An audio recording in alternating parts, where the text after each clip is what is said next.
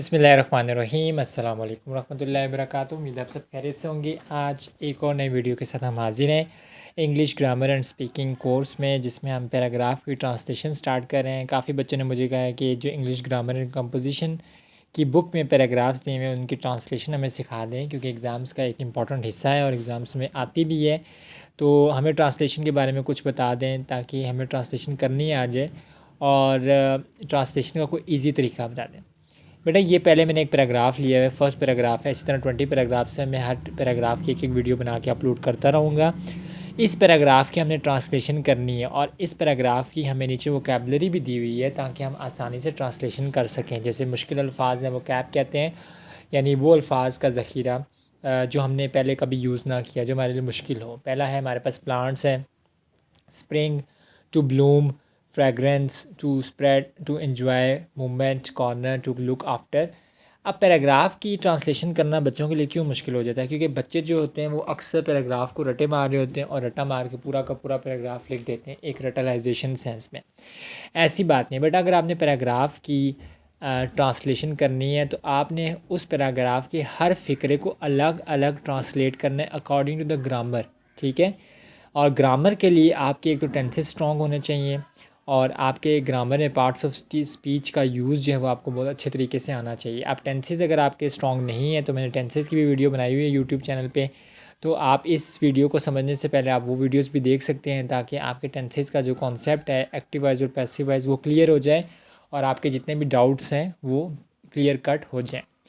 अब पैराग्राफ के ट्रांसलेशन से पहले हम हर एक फ़िक्रे को, जैसे मेरे घर के सामने एक बाग है तो ये एक सिंपल प्रेजेंट टेंस है। देखिए मुझे टेंसेस आते तो मैंने बता दिया कि सिंपल प्रेजेंट टेंस है। इसी तरह हम हर पैराग्राफ के हर हिस्से को ट्रांसलेट करेंगे।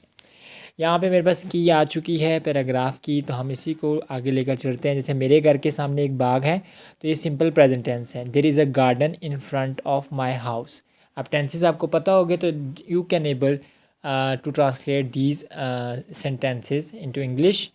बिकॉज टेंस नहीं पता होगा तो ये नहीं पता वर्ब कौन सी आएगी, हेल्पिंग वर्ब कौन सी आएगी, तो फिर मसला होगा। इससे बेहतर है कि पहले आप सेंटेंसेस इंटेंसेस सीखें, फिर ट्रांसलेशन आपकी बेहतर तरीके से हो जाएगी। सेकंड है इसका फ़िक्रा, इसमें बहुत से पौधे और दरख्त हैं। फिर ये एक और सिंपल सेंटेंस है, there are many plants and trees in it. बाहर के मौसम में कई रंग के फूल खिलते हैं, तो ये प्रेजेंट डेफिनेट टेंस फिर सिंपल प्रेजेंट आ गया। तो अब टेंस को भी साथ साथ बचाना है और साथ साथ बताना है। Flowers of many kinds Bloom in spring. अब ब्लूम का मतलब होता है खिलना। इनकी खुशबू इर्द गिर्द फैल जाती है, तो ये भी एक सिंपल प्रेजेंट टेंस है। There fragrance spread all around. शाम को बाग आदमियों, औरतों और बच्चों से भर जाता है, ये भी सिंपल प्रेजेंट है। इट्स मीन कि सारा जो पैराग्राफ है वो हमें पता चल गया है कि 90% सिंपल प्रेजेंट में दिया हुआ है। In the evening the garden becomes full of man women and children. लोग इधर उधर फिरते हैं और लुत्फ़ उठाते हैं। The people wander here and there and enjoy themselves.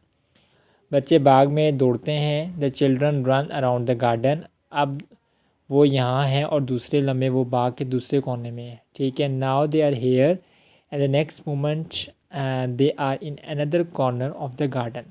तो ये पूरा पैराग्राफ जो है वो एक हमें क्लियर कट पिक्चर बता रहा है कि जो पैराग्राफ है वो सिंपल प्रेजेंट टेंस यानी प्रेजेंट डेफिनेट टेंस में लिया गया और उसकी एक्टिव वॉइस में बात हो रही है, पैसिव वॉइस में भी बात नहीं हो रही। हर शाम मैं बाग में सैर के लिए जाता हूँ। हर शाम मैं I also go to the garden for walk every evening. बहुत से माली बाग को देखभाल करते हैं। Many gardeners look after the garden.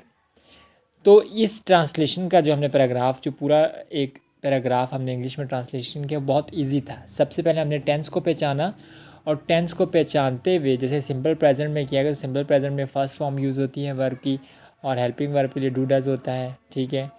तो सिंपल प्रेजेंट से हमने इसकी ट्रांसलेशन कर दी। इसी तरह जब तक आप टेंसेस को या टेंसेस के डाउट्स को क्लियर नहीं करेंगे आप तब तक ट्रांसलेशन कभी भी नहीं कर सकेंगे।